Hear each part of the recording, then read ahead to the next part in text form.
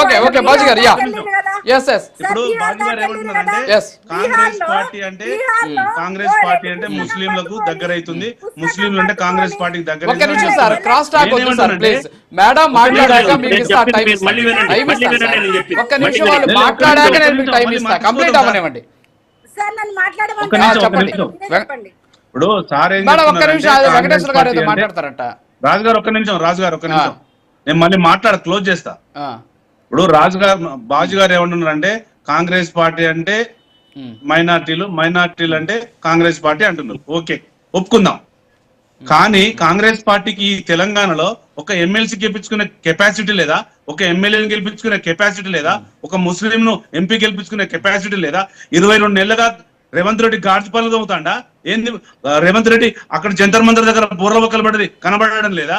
ఎందుకండి మీరు ముస్లిం అని చెప్తారు? ఇప్పటికీ ముస్లిం మైనారిటీ డిక్లరేషన్ కాంగ్రెస్ పార్టీ వచ్చిన 22 నెలలుగా మైనారిటీ డిక్లరేషన్ ఫెయిల్ అయింది. బాగుంది. Your question is good. Raju గారు వారు చెప్పిన దానికి నేను ఒకటే ప్రశ్న వేస్తున్నా. చెప్పండి. ఈ దేశంలో మీరు మన రాష్ట్రం గురించి మనం మాట్లాడుకుందాం. ఈ దేశంలో కాంగ్రెస్ ముస్లింస్ కి హక్కును చేర్చుకొని ముస్లింస్ కి ప్రయోజనాలు బీజేపీ చేస్తుందా? చెప్పండి. బీజేపీ చేస్తుందని చెప్పండి మీరు. నేను తెలంగాణ మైనారిటీ డిక్లరేషన్ అడిగిన దేశం కాడికి వెళ్ళి నేను తెలంగాణ మైనారిటీ డిక్లరేషన్ అడిగిన మీరు దేశం ఒకటి ఇక్కడ మతపరమైన అంశాల జోలికి అక్కడ ఏం జరుగుతుంది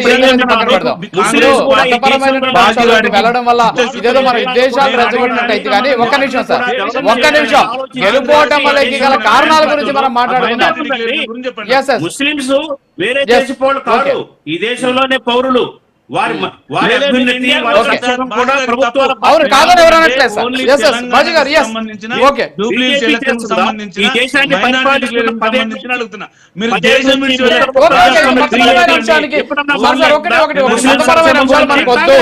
వీటి వల్ల సార్ ప్లీజ్ ఆగండి సార్, ప్లీజ్ ఆగండి ఒక్కసారి. బాజీ గారు ఆగండి, ఒక్క నిమిషం ఆగండి. వెంకటేశ్వర గారు, బాజీ గారు ప్లీజ్ ఆగండి సార్, ప్లీజ్ ఆగండి.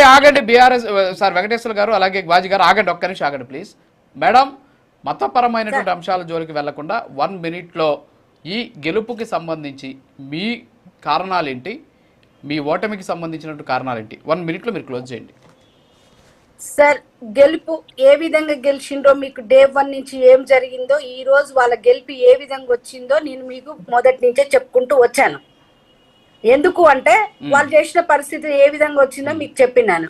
మేము ఈ రోజు ఓడిపోయినాము అంటే మాకు డిపాజిట్ రాలేదంటే మీ ఎలక్షన్ టు ఎలక్షన్ డిఫరెంట్ ఉంటదండి. హుజూర్ నగర్ లో కాంగ్రెస్ కు డిపాజిట్ రాలేదు, దుబ్బాకల కాంగ్రెస్ కు డిపాజిట్ రాలేదు, మనకు మునుగోడులో కాంగ్రెస్ కు డిపాజిట్ రాలేదు. మరి ప్రభుత్వంలోకి వచ్చిండ్రా రాలేదా? వచ్చిండ్రు. ఖచ్చితంగా మేము కూడా రేపు జిహెచ్ఎంసీ ఎలక్షన్లు గెలుచుకుంటాం. నిన్న మేము ఎమ్మెల్సీలు గెలుచుకున్నాం. 36% ఓట్లతోటి మేము గెలుచుకున్నాము సందర్భం ఉంది. ఒక ఉన్నత వర్గాల వాళ్ళు వేసిండ్రు, టీచర్స్ వేసిండ్రు, గ్రాడ్యుయేట్స్ వేసిండ్రు, చదువుకున్న వాళ్ళు వేసిండ్రు. ఇక్కడ జరిగిన సిచ్యువేషన్ డిఫరెంట్ ఉంది సార్. ఇక్కడ ఏం జరిగిందో మీకు పూజ కూర్చున్నట్టుగా చెప్పినాను. దానికి సాక్ష్యంగా కూడా మీకు చూపించాను, ఫోటోలు కూడా పంపిస్తాను. మీ మీడియా సాక్షిగా కూడా ఉన్నారు అక్కడ. ఎందుకు అంటే వాళ్ళు ఏ విధంగా కర్రలు పట్టుకుని రోడ్ల మీద బెదిరించిండ్రు. ఒక్కొక్కరు పోలింగ్ బూతులలో నుంచి క్యాండిడేట్లను అది అందరినీ అక్కడ ఉన్న ఏజెంట్లను కూడా బయటికి నూకేసి క్యాప్చర్ చేశారు సార్. నేనున్న ఏదైతే పోలింగ్ బూత్ ఉందో సార్, మధ్యాహ్నం 12 గంటల వరకు వేసిపోయిన వాటిలో 1166 ఓట్లు ఉన్నాయి సార్. దాంట్లో అప్పటి వరకు పోలైన ఓట్లు ఓన్లీ 300, 280 ఓట్లు పోలైతే 5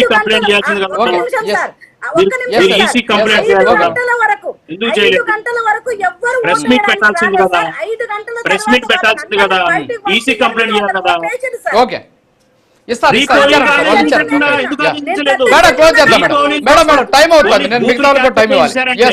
రీపోలింగ్ ఎందుకు మీరు అడగలేదు? ఎందుకు మీరు బీజేపీ తరఫున రీపోలింగ్ అడగలేదు? నిజంగా అంత ఘోరం జరిగితే మీరు రీపోలింగ్ అడగొచ్చు కదా, ఈసీ కంప్లైంట్ పెట్టొచ్చు కదా. ఇవాళ మాట్లాడతారు ఓడిపోయిన తర్వాత డిపాజిట్ పోగొట్టుకొని మాట్లాడతారు. ఇవాళ డిపాజిట్ పోయిన తర్వాత మాట్లాడతారేంటి మీరు?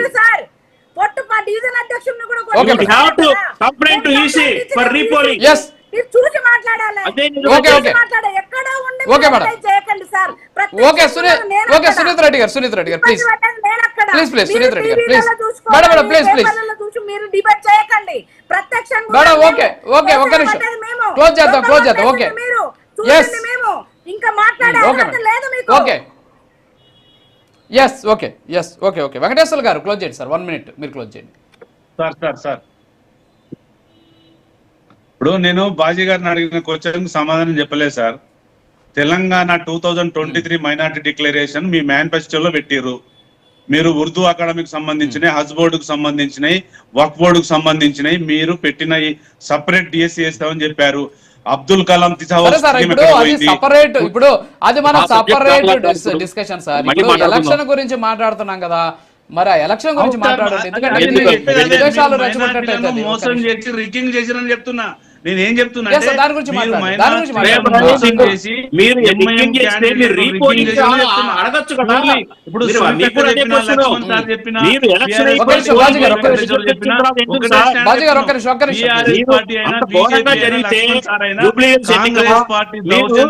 రీపోలింగ్ కోసము కంప్లైంట్ ఎలా ఈసీకి చేయొచ్చు కదా. మీరు ఎవరు బయటకు రాలేదు, మాట్లాడలేదు, ఇవాళ మాట్లాడతారు.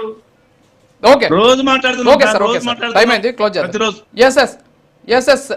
ఎస్ క్లోజ్ చేద్దాం సార్. థ్యాంక్ యూ బాజీ గారు, అలాగే సునీత రెడ్డి గారు, వెంకటేశ్వర గారు, ఉప్పల లక్ష్మణ్ గారు, థ్యాంక్ యూ వెరీ మచ్ ఈ డిబేట్లో పాల్గొన్నందుకు. సో ఓవరాల్గా చూస్తే ఇవాళ దేశంలో జరిగినటువంటి కొన్ని అసెంబ్లీ నియోజకవర్గాలకు సంబంధించినటువంటి ఉప ఎన్నికలు కావచ్చు, అలాగే బీహార్లో జరిగినటువంటి ఎన్నికల ఫలితాలు అనేవి ఈరోజు కొన్ని పార్టీలకు సంబంధించినటువంటి డిసైడింగ్ ఫ్యాక్టర్గా మారినటువంటి సిచ్యువేషన్ చూస్తున్నాం. బీహార్లో ఎప్పుడు చూడనటువంటి ఘన విజయాన్ని బీజేపీ సొంతం చేసుకున్నటువంటి పరిస్థితి, అతిపెద్ద పార్టీగా అక్కడ అవతరించినటువంటి నేపథ్యంలో ముఖ్యమంత్రి అభ్యర్థి ఎవరు అనే దాని మీద కూడా ఇంకా మీమాంస కంటిన్యూ అవుతున్నటువంటి సిచ్యువేషన్ ఉంది. సో ఓవరాల్గా చూస్తే అటు జూబ్లీ హిల్స్లో కాంగ్రెస్ పార్టీ గెలుపుతో జోష్లో ఉంటే, అలాగే బీహార్లో కేవలం 5 స్థానాలకే పరిమితమైపోయి ఒక రకమైనటువంటి బాధలో ఉన్నటువంటి సిచ్యువేషన్ కనిపిస్తుంది. సో బీజేపీ మాత్రం మంచి ఊపు మీద కనిపిస్తుంది. ఓవరాల్గా చూస్తే బీజేపీ మంచి స్థానాలు కూడా గెలుపొందినటువంటి పరిస్థితి. 2 జమ్మూ కాశ్మీర్ అండ్